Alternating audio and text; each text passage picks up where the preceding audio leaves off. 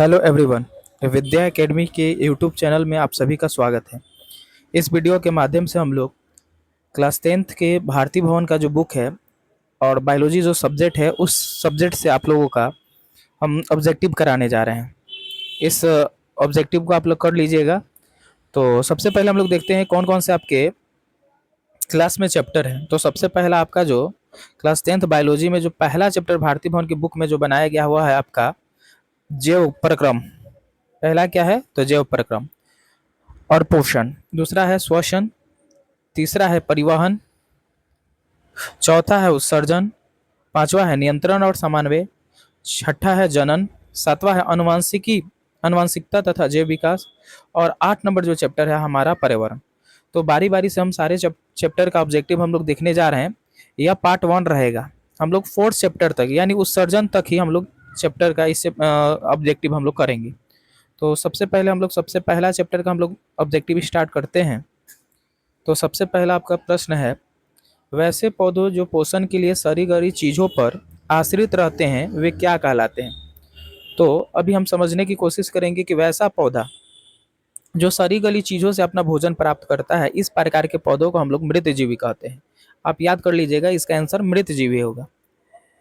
Next question है आपका, स्वपोषी के लिए आवश्यक होता है। सबसे पहले स्वपोषी क्या होता है तो स्वपोषी वे पौधे होते हैं या वे जीव होते हैं जो अपना भोजन स्वयं संश्लेषित करते हैं। तो स्वपोषी वह होता है जो अपना भोजन स्वयं बनाता है। तो स्वपोषी के लिए क्या आवश्यक है तो क्लोरोफिल। पौधे जो होते हैं वो स्वपोषी होते हैं। तो क्लोरोफिल, सूरज का प्रकाश, H2O एवं CO2 इनमें से सभी। तो वैसा पौधा जो स्वपोषी होता है उनके लिए क्लोरोफिल, सूरज का प्रकाश, H2O CO2 इनमें से सभी की जरूरत होती है। नेक्स्ट क्वेश्चन है, इनमें कौन प्रकाश संश्लेषी अंगक है। आप बताइए इनमें से कौन सा जो है ऑप्शन सही है। सर सबसे पहले प्रकाश संश्लेषण क्या होता है तो जो पौधे अपना भोजन खुद संश्लेषित करते हैं, अपने आप बनाते हैं भोजन, प्रकाश की उपस्थिति में, जल ग्रहण करके, कार्बन डाइऑक्साइड से इत्यादि के माध्यम से जो अपना भोजन जो बनाता है, इसे हम लोग प्रकाश संश्लेषण कहते हैं। तो जो अंग है पौधों के पत्तियों में एक अंग पाया जाता है जिसका नाम है हरित लवक। तो हरित लवक यानी इंग्लिश में हम लोग क्लोरोप्लास्ट कहते हैं। हरित लवक जो है यह आपका प्रकाश संश्लेषी अंगक है। तो इसका राइट आंसर होगा हरित लवक। तो इनमें कौन प्रकाश संश्लेषी अंगक है तो आपका आंसर होगा हरित लवक। वायुमंडल में CO2 का कितना प्रतिशत है। तो जिस तरह से हमारा वायुमंडल है इसमें सबसे ज्यादा गैस नाइट्रोजन है, उसके बाद ऑक्सीजन है। तो उसी प्रकार से यह प्रश्न पूछ रहा है कि हमारे वायुमंडल में अगर ऑक्सीजन पूछता कि कितना परसेंट है तो हम लोग 21% आंसर देते हैं। लेकिन इन्होंने पूछा कि कार्बन डाइऑक्साइड CO2 गैस कितना है।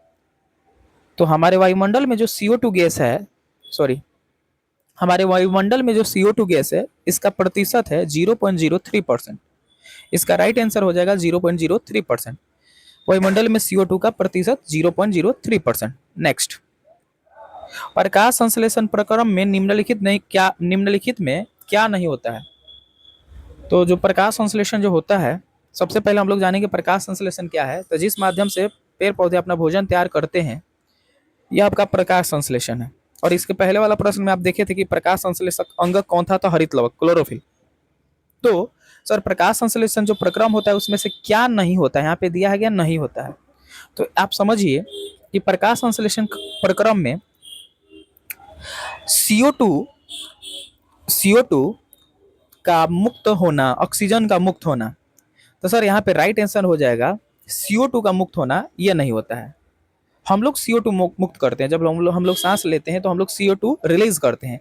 लेकिन प्रकाश संश्लेषण में CO2 का मुक्त होना नहीं होता है। अगर प्रकाश संश्लेषण प्रक्रम में अगर पौधे ही CO2 देने लगे और हम लोग भी CO2 देने लगे तो ऑक्सीजन की कमी हो जाएगी, और ऑक्सीजन की जब कमी हो जाएगी तो हम लोग सांस नहीं ले पाएंगे। तो इसका राइट आंसर हो जाएगा CO2 का मुक्त होना। नेक्स्ट क्वेश्चन है, इनमें से किसके द्वारा अमीबा भोजन का अंत ग्रहण करता है। अमीबा एक कोशिकीय जीव है, इसका इस तरह से स्ट्रक्चर है। तो अमीबा जिस जिस माध्यम के द्वारा अपना भोजन जो ग्रहण करता है, इस तरह से आकृति बढ़ाता है और भोजन को ग्रहण करता है, इसे हम लोग कुटपाद कहते हैं। तो अमीबा अपने भोजन का ग्रहण किस प्रकार से करता है तो इसका राइट आंसर हो जाएगा कुटपाद। नेक्स्ट है आपका, इनमें से किस छिद्र के द्वारा ग्रसनी ग्रास नाल से जुड़ा होता है? तो जो हमारे हमारे हमारे गले में जो ग्रसनी और ग्रास नाल जो होते हैं, यह निगल द्वार के द्वारा जुड़े होते हैं। कौन सा? निगल द्वार। अगला है ग्रहणी। हमारे पेट के अंदर जो छोटी आंत होती है, जो पतला पतला पाइप जो इस तरह से रहता है, ये पतली पाइप को हम लोग छोटी आंत कहते हैं। और छोटी आंत के कितने भाग होते हैं? तो छोटी आंत के 3 भाग होते हैं, ग्रहणी, जेजुनम और इनियम इलियम। तो जो ग्रहणी जो है यह छोटी आंत का भाग है। इसका राइट आंसर हो जाएगा ग्रहणी किसका भाग है? तो छोटी आंत का। नेक्स्ट क्वेश्चन है, इनमें समानतः, सेकेंड चैप्टर है आपका, इनमें समानतः किसका उपयोग कोशिका द्वारा ऊर्जा उत्पादन में किया जाता है? तो सर कोशिका जो ऊर्जा उत्पादन के लिए कोशिका जो उपयोग करता है वह ग्लूकोज होता है। कोशिका ऊर्जा उत्पादन के लिए किस चीज का उपयोग करता है? तो ग्लूकोज का। ग्लूकोज का फॉर्मूला C6H12O6 होता है। C6H12O6 होता है। नेक्स्ट है आपका, पौधों में किस क्रिया के द्वारा बाहरी वातावरण से ऑक्सीजन कोशिका को पहुंचता है? तो पौधों में जो ऑक्सीजन कोशिका तक जो पहुंचता है उस विधि को हम लोग कहते हैं विसरण विधि। कौन सा? विसरण। नेक्स्ट है आपका, मनुष्य के ट्रेकिया में पाया जाता है, ये जो गला है इसे आप ट्रेकिया कहिए। तो ट्रेकिया में क्या पाया जाता है? तो ट्रेकिया में जो होता है उपास्थि के बने अपूर्ण वलय। उपास्थि के बने, उपास्थि क्या होता है? कार्टिलेज, हड्डी का ही एक मुलायम भाग होता है। जैसे इस तरह से आपका गला है, तो इसमें एक बल्ला लाइक स्ट्रक्चर, इस तरह से गोल गोल राउंड राउंड स्ट्रक्चर रहता है जो इसको चिपकने से रोकता है। सांस लेते और छोड़ने समय बैलून की तरह ही अगर चिपक सकता है, जिस तरह से बैलून से हवा निकल जाता है तो बैलून क्या होता है? चिपक जाता है। उसी प्रकार से इसको चिपकने से रोकने वाला जो है, तो उसे उसका नाम है उपास्थि के बने अपूर्ण वलय। वलय मतलब एक बल्ला लाइक स्ट्रक्चर। तो हमारे ट्रेकिया में पाया जाता है क्या? तो उपास्थि के बने अपूर्ण वलय। श्वसन की क्रिया में खाद्य पदार्थों का क्या होता है? जब हम लोग सांस लेते हैं तो श्वसन क्रिया में खाद्य पदार्थों का विघटन या टूटता है। विघटन मतलब टूटना। एनर्जी, खाद्य पदार्थ क्या होता है? टूटता है। अवायवीय श्वसन कोशिका के किस भाग में होता है? तो श्वसन आप याद रखेंगे कि श्वसन 2 प्रकार के होते हैं। श्वसन कितने प्रकार के होते हैं? 2। तो जब श्वसन 2 प्रकार के होते हैं तो पहला क्या होता है? वायवीय श्वसन, और दूसरा क्या होता है? अवायवीय श्वसन। पहला क्या होता है?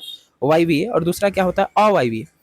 तो अवायवीय जो शोषण होता है वो कोशिका द्रव में होता है। कोशिका के एक भाग कोशिका द्रव में होता है, जबकि वायवीय शोषण कोशिका के एक भाग माइक्रोकोन्डिया में होता है। तो आप ध्यान रखिएगा कि अवायवीय शोषण कहाँ होता है? तो अवायवीय शोषण आपका कोशिका द्रव में होता है। नेक्स्ट है, मनुष्य में सांस लेने और छोड़ने की क्रिया को क्या कहते हैं? जब हम लोग सांस लेते हैं और छोड़ते हैं तो इन दोनों क्रियाओं के सम्मिलित रूप को श्वासोच्छ्वास कहा जाता है। ठीक है।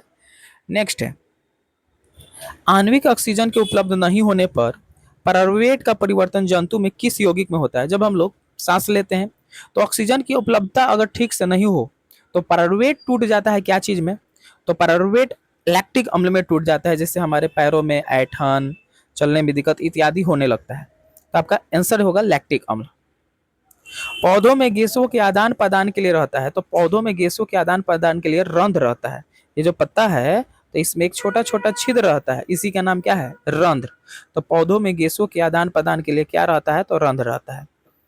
अगला है, निश्वास द्वारा निकली वायु में क्या रहता है? तो निश्वास द्वारा निकली वायु में रहता है आपका CO2। जब हम लोग सांस छोड़ते हैं तो उसमें कौन सा गैस रहता है? तो जब हम लोग सांस छोड़ते हैं तो CO2 गैस रहता है, और जब सांस हम लोग लेते हैं तो O2 गैस होता है। तो इसका राइट आंसर हो जाएगा CO2। वीडियो लंबा हो रहा है तो तब तक आप सेकंड चैप्टर तक ही तैयारी करें। मिलते हैं नेक्स्ट वीडियो में। धन्यवाद।